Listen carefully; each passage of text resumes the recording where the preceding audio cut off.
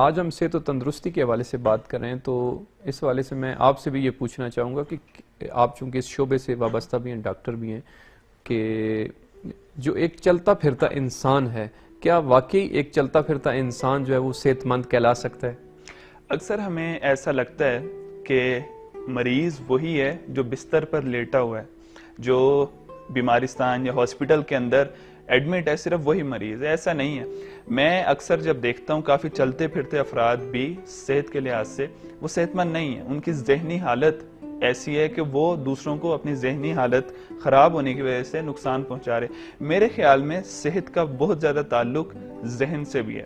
آپ کو ایک بات بتاؤں گا کہ ایک ہمارے ہاسپٹل میں پیشنٹ آتا تھا، 3 مہینے مستقل آ رہا تھا، وہ اس کو سٹمک کا مسئلہ تھا، اس کو ڈائریا لگا ہوا تھا، 3 مہینے سے ڈائریا ایشو تھا، سارے سکینز کروائے، رپورٹس کروائے، سب کچھ کروا لیا، لیکن اس کو وومٹنگ اور ڈائریا نہیں تھا رک رہا۔ وہ سارے پریشان تھے کہ اس کو کیا ایشو کیا ہے، ویسے بھی اوکے لگتا تھا، لیکن وہ ایک چیز غلط بتا رہا تھا، وہ سٹریس بہت لیتا تھا، اپنے گھر میں ہر وقت پریشان رہتا تھا، کیونکہ بزنس مین تھا، اس کے ذہنی حالت یہی تھی کہ پیسے آ رہے جا رہے، اچھا اب کیا کریں ایسا، وہ ایک عجیب سی کیفیت میں رہتا تھا۔ اس کی وجہ سے کیا ہوتا تھا، اس کا سمپیتھیٹک سسٹم ایکٹیو رہتا تھا۔ سمپیتھیٹک سسٹم پریشانی میں ایکٹیو ہوتا ہے، وہ کیا کرتا ہے، سٹمک کو جو بلڈ سپلائی ہے کم کر دیتا ہے، اور آپ کی غذا پراپر ہضم نہیں ہوتی۔ جب وہ ہضم نہیں ہوتی تو سٹمک کو لگتا ہے وہ اس کو پھر نکالنے لگ جاتا ہے ڈائریا کی صورت میں، ٹھیک ہے۔